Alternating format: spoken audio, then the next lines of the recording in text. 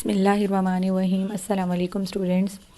Chapter number 4 cells and tissues और जो next हमारा टॉपिक है वो osmosis and guard cells, application of knowledge about semi permeable membrane, filtration, active transport, endocytosis and exocytosis. Students, अपने previous lecture में हम लोगों ने डिस्कस किया था कि सेल्स के अंदर और बाहर जो है मालिक्यूल्स किस तरह से मूवमेंट शो करते हैं, और उनमें से हमने जो है डिफिजन, फैसिलिटेटेड डिफिजन और ऑस्मोसिस को डिस्कस किया था।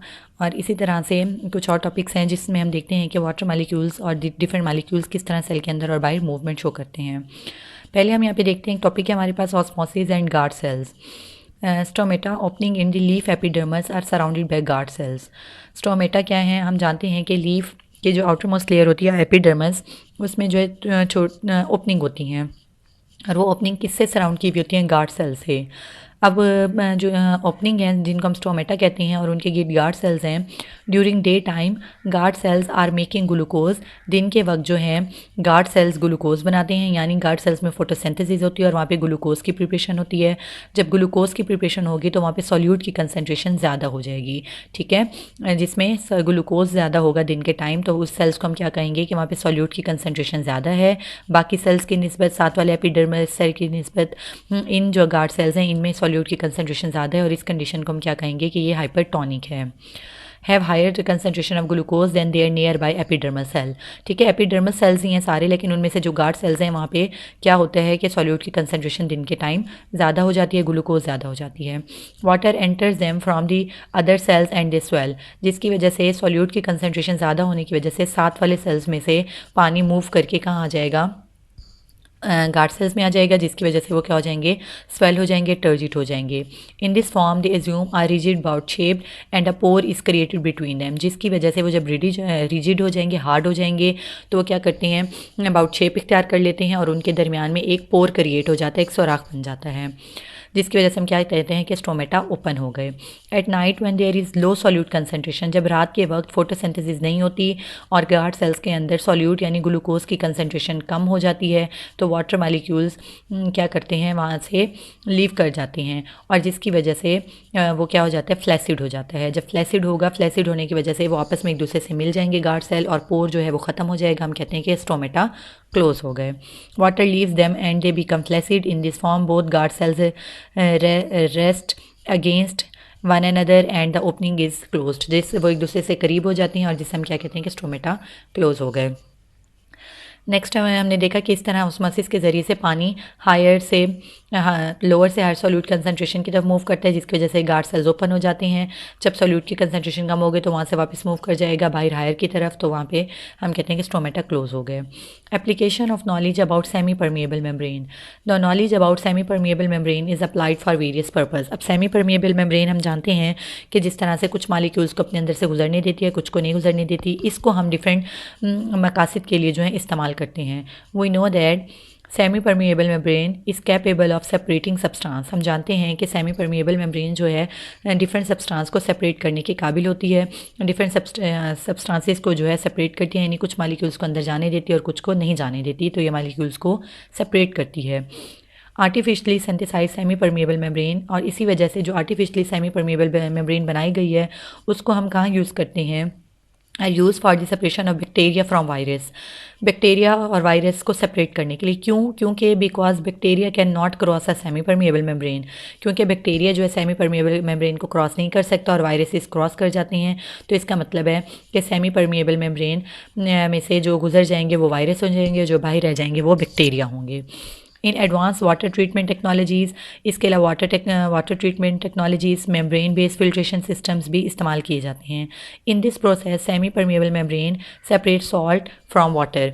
इस तरह से सेमी परमिएबल मेम्ब्रेन जो है क्या करती हैं? सॉल्ट को पानी से सेपरेट कर देती है, यानी रिवर्स ऑस्मोसिस हो जाता है। ये हमने देखा कि किस तरह से हम लोग इस नॉलेज को अप्लाई करते हैं सेमी परमिएबल मेम्ब्रेन की। नेक्स्ट हमारा टॉपिक है वो हमने पढ़ना है कि फ़िल्ट्रेशन क्या होती है। हम लोगों ने देखा था, पढ़ा था कि अपने जो वाटर मॉलिक्यूल्स की टाइप्स हैं उनमें से हमने एक टाइप पढ़ी थी फ़िल्ट्रेशन की, किस तरह से फ़िल्टर होती हैं चीज़ें।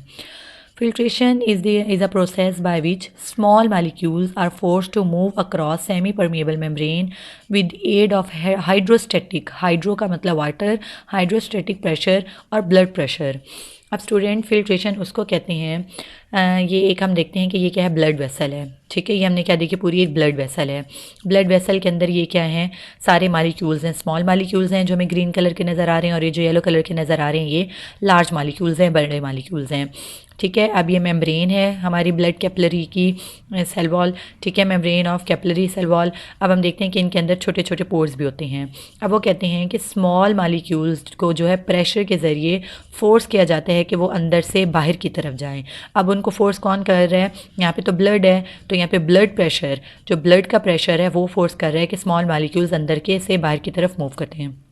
इसी तरह से कुछ ऐसे भी होते हैं जहाँ पे पानी को अगर हम कहें, जहाँ पे वाटर प्रेशर होगा तो हम उसको हाइड्रोस्टेटिक प्रेशर कहेंगे, जहाँ पे ब्लड होगा तो हम उसको ब्लड प्रेशर कहेंगे। तो हम यहाँ देख सकते हैं ब्लड ने प्रेशर एग्जिट किया जिसकी वजह से स्मॉलर मालिक्यूल्स अंदर से बाहर की तरफ मूव हो गए। ठीक है, स्मॉलर मालिक्यूल्स की बात करें, लार्जर मालिक्यूल्स मूव नहीं हुए। स्मॉलर मालिक्यूल्स ब्लड प्रेशर की वजह से सेल के अंदर से बाहर की तरफ, मेम्ब्रेन से बाहर की तरफ मूव हो गए, और इस प्रोसेस को हम कहते हैं फिल्ट्रेशन।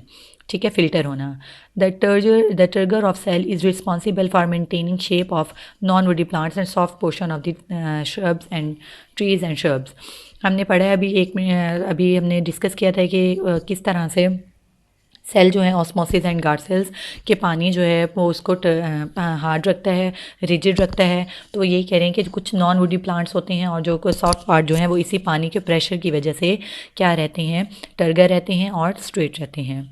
तो स्टूडेंट ये हमने देखा फिल्ट्रेशन की किस तरह से जो है वो मालिक्यूल्स, स्मॉल मालिक्यूल्स हाइड्रोस्टेटिक या ब्लड प्रेशर की वजह से बाहर की तरफ मूव करते हैं। नेक्स्ट हमारा टॉपिक है एक्टिव ट्रांसपोर्ट। अब एक्टिव ट्रांसपोर्ट क्या है, हमने फैसिलिटेटेड और डिफियन और फैसिलिटेटेड डिफियन दोनों को नाम दिया था पैसिव ट्रांसपोर्ट, क्योंकि उनमें एनर्जी यूज़ नहीं होती और मालिक्यूल्स जो हैं हायर से लोअर की तरफ मूव कर रहे थे।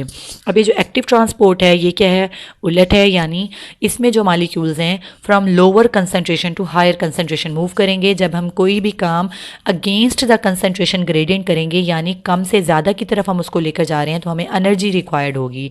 ठीक है, एनर्जी यूटिलाइज होगी, इसलिए हम इसको नाम देते हैं active transport. Active transport is the movement of molecule from an area of lower concentration to an area of higher concentration. ठीक है, लोअर से हायर कंसनट्रेशन की तरफ मूवमेंट होती है। This movement against the concentration gradient. ठीक है, अब ये जो मूवमेंट है अलॉन्ग द कंसनट्रेशन ग्रेडियंट नहीं है, अगेंस्ट द कंसनट्रेशन ग्रेडियंट है, यानी हम उलट कर रहे हैं, कम से ज़्यादा की तरफ मूव करवा रहे हैं। तो इसके लिए जब कोई काम जिस तरह हम ज़बरदस्ती करवा रहे हैं, उस कम से ज़्यादा की तरफ उसको मूव कर रहे हैं, धकेल रहे हैं, तो क्या होगी, एनर्जी की ज़रूरत होगी, और वह एनर्जी किस फॉर्म में यूज़ होती है, ATP की फॉर्म में एनर्जी रिक्वायर्ड होती है। अब इसको समझने के लिए कि कौन से ऐसे मालिक्यूल्स होती हैं जो लोअर से हायर की तरफ मूव करते हैं, यहाँ पे हम देख लेते हैं। ये सोडियम पोटाशियम पंप है स्टूडेंट। इस डायग्राम में दिखाया गया है कि जो इन दिस प्रोसेस में क्या होता है, कैरियर प्रोटीन्स, हम जानते हैं कि ये क्या है, कैरियर प्रोटीन्स हैं। Carrier proteins of cell membrane used energy to move the molecule against the concentration gradient. अब ये वाली जो हमने अपने प्रीवियस लेक्चर में डिस्कस किया था कि कुछ मॉलिक्यूल्स जो साइज़ में बड़े होते हैं या चार्ज होते हैं। अब हम यहाँ पे देख सकते हैं सोडियम और पोटाशियम को, ये चार्ज मॉलिक्यूल्स हैं, तो ये सेल से भी दूसरी जगह से क्रॉस नहीं होंगे, ये भी इस प्रोटीन की मदद से क्रॉस होंगे। एक तो ये चार्ज हैं, सेकेंडली ये अगेंस्ट द कंसनट्रेशन ग्रेडियंट है, यानी ये कम से हाई की तरफ मूव करवाना है, तो इनको भी कौन मूव करवाएगा, ये प्रोटीन मॉलिक्यूल मूव करवाएगी। अब हम क्या एग्जांपल पढ़ते हैं कि the membrane of nerve cells, जो हमारी बॉडी में नर्व सेल्स होती हैं, पूरी नर्व्स होती हैं बॉडी में जो मैसेज को कंडक्ट करती हैं फ्रॉम बॉडी टू ब्रेन और ब्रेन टू बॉडी पार्ट्स, वो नर्व सेल्स जो हैं उनमें कैरियर प्रोटीन्स होती हैं। ये कैरियर प्रोटीन्स हैं इन the form of sodium potassium pump. अब ये कैरियर प्रोटीन्स क्या करती हैं, सोडियम और पोटाशियम को पंप करती हैं। स्टूडेंट जब जो नर्व इम्पल्स है कंडक्ट नहीं हो रही होती, यानी कोई भी मैसेज लेकर नहीं जा रही है, रेस्ट में होती है, तो क्या इसको करना होता है, रेस्ट में होने की वजह से इसको ये पोटाशियम की कंसंट्रेशन है, पोटाशियम की कंसंट्रेशन जो है अंदर ज़्यादा होनी चाहिए और बाहर जो है सोडियम की कंसंट्रेशन ज़्यादा होनी चाहिए। ठीक है। In a resting non conducting nerve impulse nerve cells this pump spend energy ATP to maintain higher concentration of potassium and lower concentration of sodium inside the cell. ठीक है। अब जब रेस्टिंग में होती है, वो रेस्टिंग में होगी, कोई काम नहीं कर रही होती, तो इसमें क्या होता है कि अंदर जो है सेल के अंदर जो है ये पोटाशियम की कंसंट्रेशन ज़्यादा होनी चाहिए। ये इनसाइड द सेल है। ठीक है। यहाँ पे ये मेम्ब्रेन है। अब ये मेम्ब्रेन से बाहर दिखाया गया आउटसाइड द सेल, और ये मेम्ब्रेन को क्रॉस करने के बाद ये दिखाया गया इनसाइड द सेल। अब हम यहाँ देख सकते हैं कि यहाँ पे पोटाशियम की कंसंट्रेशन ज़्यादा है। अब यहाँ पे ऑलरेडी ज़्यादा है और बाहर कम है, लेकिन इसने फिर भी पोटाशियम को ही अंदर की तरफ मूव करवाना है। ठीक है। और बाहर सोडियम की कंसंट्रेशन ऑलरेडी ज़्यादा है और अंदर कम है, और इसने क्या करना है कि सोडियम को बाहर की तरफ धकेलना है और बाहर की तरफ मूव करवाना है। जब हम देखते हैं कि ये काम क्या हो रहा है, अगेंस्ट द कंसंट्रेशन ग्रेडियंट हो रहा है, यानी लोअर से हायर की तरफ हो रहा है, तो इसके लिए एनर्जी चाहिए होगी, और एनर्जी किस फॉर्म में सेल से लेगा, एटीपी की फॉर्म में। ठीक है स्टूडेंट्स, जब कंडक्ट नहीं कर रही होती नर्व इम्पल्स, रेस्टिंग में होती है, तो अंदर पोटाशियम की कंसंट्रेशन ज़्यादा होगी और बाहर सोडियम की कंसंट्रेशन ज़्यादा होगी, और ये कैरियर प्रोटीन्स जो हैं इस तरह से काम कर रही हैं, पोटाशियम को अंदर लेकर आ रही है और सोडियम मालिक्यूल्स को, आइंस को जो है बाहर की तरफ मूव करवा रही है। For this purpose the pump actively move sodium to the outside of the cell. ठीक है। एक्टिवली एटीपी को यूज़ करते हुए सोडियम को सेल के बाहर भेजेगी, where they are already in higher concentration, जहाँ पे वो सेल के बाहर ऑलरेडी ज़्यादा हैं। Similarly the pumps move potassium for outside to inside. इसी तरह से जो पोटाशियम मालिक्यूल्स हैं वो बाहर से अंदर की तरफ भेजेंगी सेल में, where they are higher concentration, जहाँ पे वो ऑलरेडी हायर कंसनट्रेशन में हैं। ठीक है। तो हम देख सकते हैं किस तरह से जो है एक्टिव ट्रांसपोर्ट में एटीपी मालिक्यूल्स, एटीपी को एनर्जी को यूज़ करते हुए, और ये कैरियर प्रोटीन्स जो हैं अगेंस्ट द कंसंट्रेशन ग्रेडियंट काम कर रहे हैं। तो ये एक और टाइप थी हमारे पास ट्रांसपोर्ट ऑफ मालिक्यूल्स के inside and out of the cell में। नेक्स्ट हमारा जो है लास्ट जो हमने इसकी टाइप पढ़नी है वो हमारे पास है एंडोसाइटोसिस एंड एक्सोसाइटोसिस। इसमें मालिक्यूल्स किस तरह मूव करते हैं। It is the process of cellular ingestion of bulky material by the infolding of cell membrane। Cell membrane के इनफोल्ड करते हुए बड़े मालिक्यूल्स जो हैं उनको अंदर ले जाना। एंडोसाइटोसिस, साइटोसिस यानी सेल के अंदर लेकर, बल्कि मटेरियल्स बड़े मालिक्यूल्स को सेल के अंदर लेकर जाने के प्रोसेस को हम क्या कहते हैं, एंडोसाइटोसिस। अब एंडोसाइटोसिस की दो टाइप्स हैं।